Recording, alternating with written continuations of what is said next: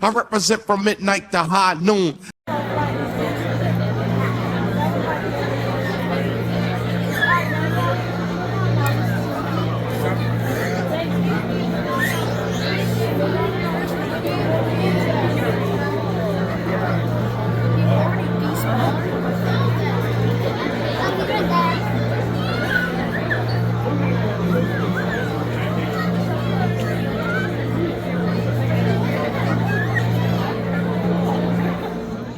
Hey, what's up, everybody? It's Tim, High Noons Vinyl, back.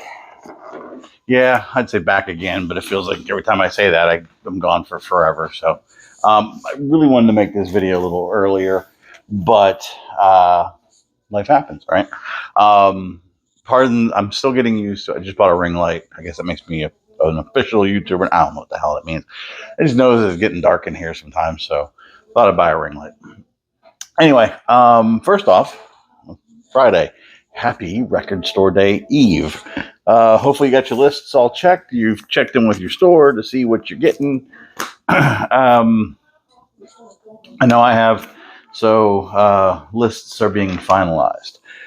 But wanted to highlight a trip. My family and I took a vacation to Georgia. We live in Florida. We Central Florida-ish. So we took a trip to Georgia, Atlanta, spent a couple days there. Spent a few days there. Then we went north to the mountains, spent a couple days in the mountains, and then came home. This was, spring break-ish for the kids. So we had a chance to kind of do some of the touristy things we don't do in Atlanta. And if my editing skills don't completely suck, which they do, but if they don't, I try to give you a couple of clips of some of the things that we saw in doing the tourists thing in Georgia. Didn't have a lot of time to visit some record stores, but I did visit two on my trip, one in Georgia, and that one was Fantasyland Records. So they were close to where we were staying. There's a couple other ones I wanted to hit, like Criminal Records, but it just didn't happen. It wasn't in the card. So, oh no, I have to go back. But Fantasyland was really well curated, really well done. Laid out really, really, it's huge. And it takes like a couple rooms, but like one room was like budget and 45s. And I could have spent the whole time in 45s, but I didn't have a lot of time. Like I probably had about maybe an hour, and I wanted to, it's like there's always things that's on your mental checklist and things like that. And I actually did really well there. So we'll start with that haul. The stuff that I pulled from the 45 room, I grabbed a couple 45s, both in picture sleeves. The Beverly Hills Cop, Axel F, by Harold Faltermeyer. I mean, everybody knows that tune, right? I mean, it's like ingrained in our brains from the 80s. But this one was a nice surprise. And both these were only $2, so I wasn't mad at this at all. And that's Blue Murder's Jelly Roll. So this was one of the two singles. They might have had a third single off of this album, but was really happy to pick this one up. Probably my favorite song with them. Valley of the Kings is up there as well, but I mean, that whole first Blue Murder album is incredible. So pick those up. And then they had some budget, like $3 and $5 records in there, and they had this. It wasn't clean, but I took a punt on it because I was looking for an upgrade, and it turns out it's not really. And that's Billy Cobham. This is Total Eclipse. I have a copy of this. Side one sounds okay. This side one sounds better, but for some reason, side two sounds rough. So I'm on the lookout once again. Sell that at a yard sale or something. Who knows? Then I did just some, your standard digging there. Some of the spots I usually look at, as far as for like letters or bands. So knocked off a couple of decently once and picked up a couple of good live albums as well. So started off with Genesis 3 Sides Live. Didn't have this. I'm looking for the European version as well, the UK version, which is actually still called 3 Sides Live, but it's 4 Sides Live. Because, that's what we do. But this one has the studio tracks with Paperlate and all that. But this one, it sounded like the person played the live sides once. thanks. I needed a copy. Got it at a great price, and it was mint. Yeah, original owners as well. There's your labels for you label guys. It looks like it's a white label. That's just what I mean. Not a white label promo, but it is a white label. This one I am going to pull the labels out because I think it's really cool. And this is the 30th anniversary live set from The Roots for Do You Want More. This was their major label debut, technically their second album, but major label on Geffen. What's really cool about The Roots is that the way they numbered their songs. So I think there was like 16 or 17 tracks on their first album, Organics. Second album picks up the next number, 18, and they continue it because they want to say like it's a continued body of work. So they kind of follow that on the back here. If you can see, they show the number of which it would have appeared in the order of what they played. Now this was live at the Blue Note, so they kept with that Blue Note theme. OK Player is something that they do. And they brought out obviously just a who's who of people who have been with the Roots, who are still with us. Sadly, some members have passed on. But what I also thought was really, really cool. First off, the vinyl is pretty as well. I'm going to show that to you. It's like this real nice splatter. Sounds really good. But they took the idea of the Blue Note and encompassed it amongst the sides. So that is side, and they number their sides in order as well. So that was side 51 and 52. And then 53 is like the 70s, 80s Blue Note. And then in honor of the Geffen, that was side 54. So I thought that was a really neat touch. The Roots are an incredible live band. They really just have a very tight performance, which still has a lot of room for improvisation. Incredible musicians. Obviously, Black Thought is one of my favorite MCs. And honestly, if he's not in, I'll give you a grace. If he's not in your top 10, your top 10 suspect to me. Another one I've been wanting, and I have an original of this, and it sounds as if like it was recorded in waves, meaning not like it waves in and out, but it's like it almost is like there's like a static that I can't get rid of, and I'm going to try to see if I can get it ultrasonically cleaned, or just I need to buy one anyway. But before I give up on it, but this is the Steve Wilson remaster. This is The Power and the Glory by Gentle Giant. So usually it's like die cut, excuse me, but this one remixed by Steve Wilson on Alucard Records. Man, it sounds so good.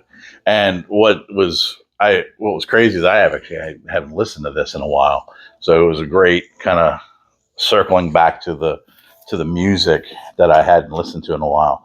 I think that puts me one Gentle Giant away, so I would love to get that and do a ranking and have a little bit of fun with that. But the one that I need is probably their worst album. So we'll see if I actually really need it, or that's just me being a completist and an OCD kicking in. Found this in the jazz section. Well, I know it's getting repressed for Record Store Day. I think there's a couple of Gil Scott-Herons. I honestly, I couldn't be happier with this copy. It cleaned up extremely well. It's very, clean, and I think it's still, once again, very fitting for the times, especially with Gil Scott-Heron and his way of mixing that social consciousness into his songs and music. So absolutely stunned to get that, happy to get that one. This one was a big one for a while. That was Grover Washington Jr. This is Feels So Good. Hydra is a song that has been sampled quite a bit in hip hop, and first how I had heard of it, but this album, like anything on it's Kudu, the Kudu label, especially from like Grover Washington. I wouldn't say my obsession on this label is like CTI level, but it's up there. Then I picked up also out of the jazz section, and this was one of those ones that I didn't have. And you know those lists that say, here's 500 albums that you should listen to before you die, or you know, every record collector has to have these 300 albums in their collection. That's all bullshit to me. It really is. But this one really kind of was like, I ain't got it yet. I'm going to rectify that. That's Mingus album. Whew, we need to talk about this? No. This is a later reissue.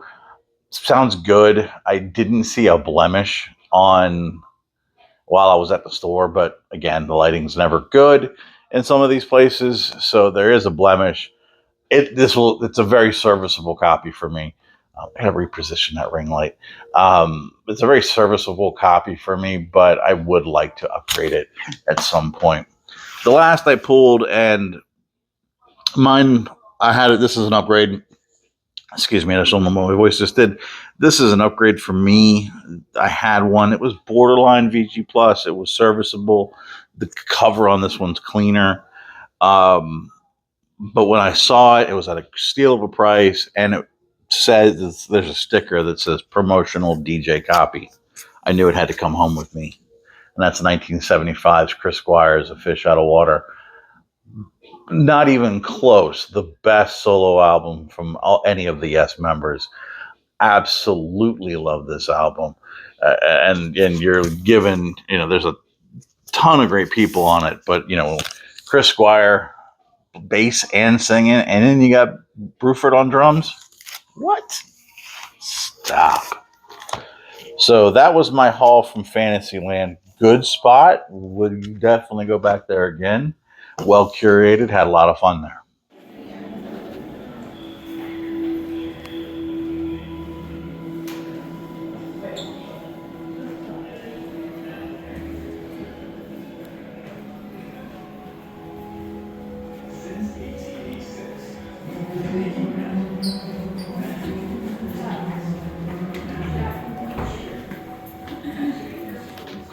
So next up, we went to, like I said, our plan was to go to like this cabin in the woods, and I won't say a cabin, it was a house, but it was on like Verbo or one of those places. Really nice, very secluded. There were people there, but like not like in the house, but like there were a few houses there, but it was still far away enough that you didn't hear anybody. Very secluded. It was right off of a little brook or creek. It really was tranquil and tough to get to because the map, the directions on Google Maps told me I had arrived, and I hadn't, because there were people at that house, and I'm like, no, this doesn't seem right. So it took us almost another 30 minutes of driving around to figure out. We finally found the street that it was supposed to be on, and then we pulled up to a gate, and then we kind of missed the fact that was it. So we circled around again. We're trying to contact the people. Long story short, too late. The gate was it. We got the gate code, and everything, got in, just got settled. So really enjoyed the time there. It was very quiet. Just, very far away. It was so bad that like even YouTube was buffering on the TV. We were trying to watch something. It was ridiculous. But as we do, record stores near me, there was, what, in this mountainous town, there was a record store? Yes, it's called Deaf Man Vinyl.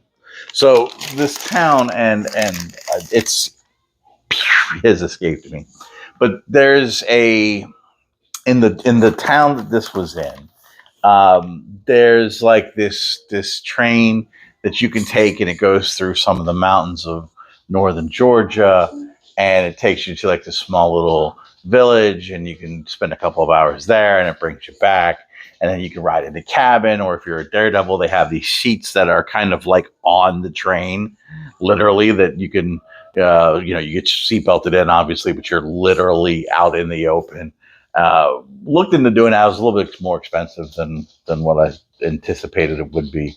But in this little town, there's like bakeries and stuff like that where you pick up the train from, and that's where this record store was, Deaf Man Vinyl. Mainly new. They had a lot of new stuff, and I was really trying to see what I could find on the used or whatever, because that's, new you can order, you can find for the most part. I'm not saying it's not worth looking, but I was like, yeah, let's just keep it to the what so that you don't usually see. So upstairs they had some used. It was kind of hit and miss, but I picked up some stuff. So in this sleepy little town, I found some hip hop.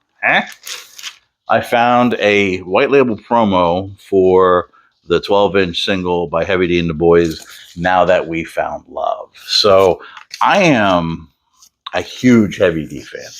Not huge. I'm a big guy, but I love Heavy D. I loved Heavy D since he first came out with Mr. Big Stuff and everything. He was smooth.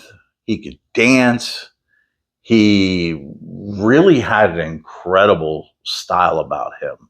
His flow was always good. You could understand him. He didn't even have to slur or mumble or anything. He didn't curse, and it was by choice, because it was one of those things like he wanted to just kind of keep it a little bit above. And then he even had a song with a bunch of people called Don't Curse.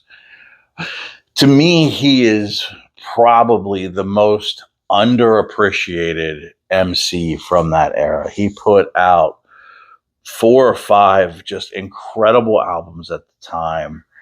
They suffered a tragedy with one of their dancers, Trouble T. Roy, who was the name.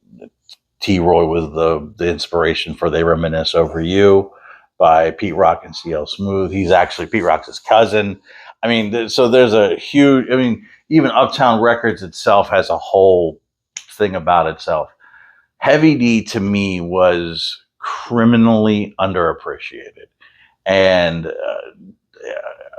whenever someone's like, oh, well, who's the most underrated MC, or an MC never gets enough love, I always mention Heavy D. Love him so much, and I was so happy to pick that up. I see Heavy D on wax. I'm probably going to go for it. They also had some Houdini. Now, this was a music on vinyl release. This is Houdini's first album, before they got popular with Freaks Come Out at Night and Friends and stuff like that. They put out this one, which was just their self-titled, and it is a music on vinyl release, which I got for a whopping $10 on beautiful red vinyl. The big song on this one was called Rap Attack. It was the first song on side 2. It's actually called Magic Swan. And then it starts off, hey, man, I'm having a rap attack. Hey, somebody get her a doctor, man. No, she's having a rap attack, not a heart attack. And it was just kind of a paid homage to Mr. Magic and just kind of what hip-hop was doing in that early time. But they also had, and this one was not a music on vinyl, but still very clean, Houdini's Back in Black. So this was the album right after Escape with Friends and The Freaks Come Out at Night. This one had Funky Beat, which was a big song for them, as well as One Love. It also featured some stuff with Grandmaster D, who I thought was a really underappreciated DJ at the time. Very talented. That's Mr. D right there, the rapper Jalil, and the late Ecstasy. So, also picked up another DJ promo copy. This one was clean, except for the cover's a little beat. But this is another Billy Cobham in the Atlantic era, and this one is Life and Times.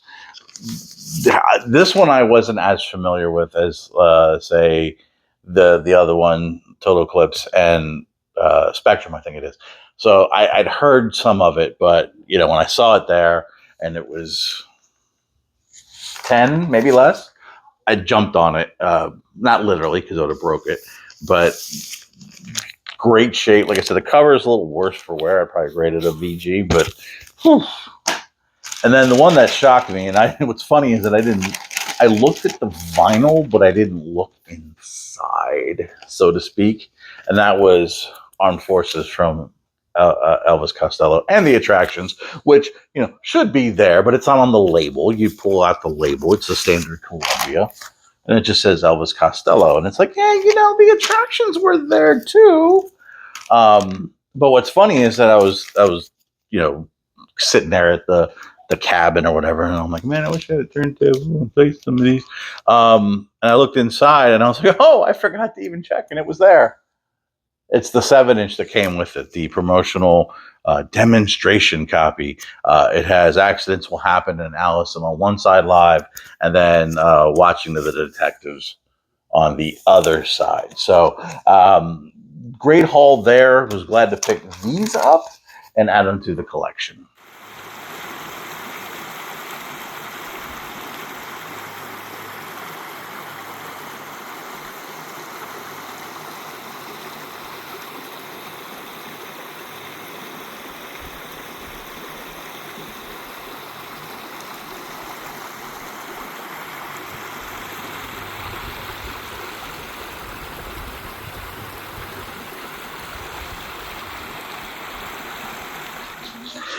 As luck would have it, after the vacation, there was a box waiting for me. Okay, well, it wasn't waiting for me.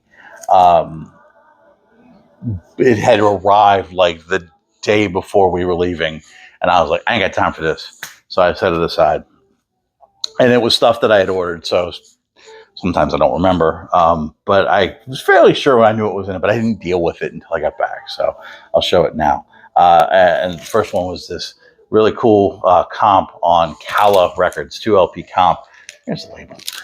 Called Birth of a Legend. And it's like early demos and takes and things like that. It's him, Pete Tosh sings on a couple of them. It was just a fun listen. I don't know. I probably paid like $10. I don't remember. But it was a fun listen, something I would go back to, like especially if I was in a Bob mood and was just bouncing around my collection a little bit. Take that, for what you will. Brown Sugar. I loved when D'Angelo first came out. I was all about it. This one and then Voodoo, just incredible stuff. These were always ones I would go to. Sadly, with his passing, we won't get really more of his genius, but what an incredible talent. What an incredible composer. His voice had this sense of tender, but also, aggression, but not like aggression, but like that he'd seen some shit, right? So happy to pick that up. This is actually what's on the turntable now. This one is on, I want to say it's like a white cream vinyl. Yeah. So it is a reissue. I'm okay with that. But I was very happy to pick this up because D'Angelo on vinyl is something I need. I think I'm only missing 2 more that I really like to pick up. Speaking of a man that's got a ton of records, this guy, Herbie Hancock, his 70s stuff is so good, so sweet, especially on that Columbia era. I'm still looking for more, but I was able to pick this one up. This one is, in fact, Thrust. Sounds so good. So Columbia Records, nothing special there. Scored a hip-hop one that I had been chasing. I won't say chasing, but it's definitely been on my mind for a little bit. It looks like it used to belong to maybe a radio station or a DJ, because it's a punch out and it looks like it has call letters on it. But this is Above the Law, Living Like Hustlers. So Above the Law was kind of like the second wave of push from NWA and on Ruthless Records. So Above the Law, this is 90? 80, 88, 89, 90, somewhere in there. 90. So they had 2, I won't say big songs. One of the songs was Murder Rap, but then they had a song called Freedom of Speech, which was kind of inspired by the Express Yourself success from NWA. But I always thought these guys were pretty talented. This did something like this created some buzz, but after that they kind of died off. They've got like 3 or 4 albums. Sadly, I don't know if all of, I want to say one member I know for sure passed away, I think to cancer, but otherwise good stuff. If you're not familiar with them and you like that like late 80s early 90s West Coast sound, especially like Dre and NWA and that kind of stuff, definitely check them out. Good stuff. I don't go gaga over mobile fidelity. Over mobile fidelity, I can talk, but when I can get them at a good price, I'm gonna do it. And this one I got for like 30. I mean, it was a steal, and it's super clean. Obviously, we're looking at Still Bill from the incomparable Bill Withers. Fantastic. Didn't, I mean, I cleaned it, but it didn't need much of a clean, and it sounds so good. I get it. You know, people are gonna like, oh yes, you got a MFSL. He cares about his sound quality, and some people are gonna be like, it's digitally. I don't care. If it sounds good, it sounds good. You know, so I don't need to have that argument. This one, however, is not digitally sourced, and while it's not a first press, pretty sure it's a second. If I told you what I pay for it, you would drop over, call me a liar. But that's okay. This is, I don't say near mint. I would say near mint if you were saying that because it's like over 55 years old. This is a second press. It's not the 3-tone, it's the 2-tone. And everything indicates to me that this is a second run. But I say that begrudgingly because I final homework it before I put it in. I'm always after first press Jimmy stuff from Are You Experienced, Bold as Love, and Electric Ladyland and Band of Gypsies. Everything else I'm flexible on. I would like to have them, but you know, there's only so much money in a day. But get a second press for a disgustingly low amount, as clean as it was. This was a gem. So another in the Jimmy collection. Yeah, I get it. It's another Jimmy. Who cares? I care. Damn it, because Jimmy's Jimmy. That's it. I'm out because it's Friday. I'm excited. It's record store day. I'm double excited, and I'm gonna spend all my money. I'm not so excited about that, but I'm gonna get stuff. So I will do a quick kind of recap on my shopping spree, if you will, on record store day when I get back from it. But we're gonna save like the overall thoughts for another day, and you'll see why coming up soon. So. Speaking of which, coming up soon, we've got some more stuff with the Vinyl Bunch coming up. I'm very excited about that. And I'm trying to find my rhythm again. I mean, I just invested, I don't know what it was $12 on a ring light or something. I'm trying to catch my rhythm again. So, playing off the name, that's why this came out at noon. But let me know, is Friday the right day? I'm still trying to get caught up on some of the watching too. I'm getting back a rhythm of that. So is Friday good? Should I move it to Wednesdays? I'm open, but I am going to stick with the 12 o'clock time because I think it's funny, right? I think it's on the nose.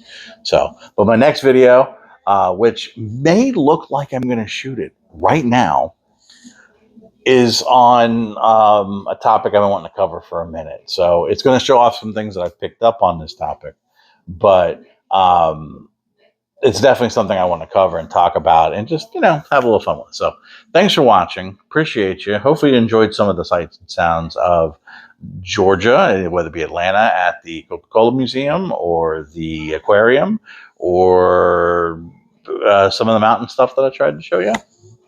I just appreciate you. Thanks for watching. Love you all. Peace.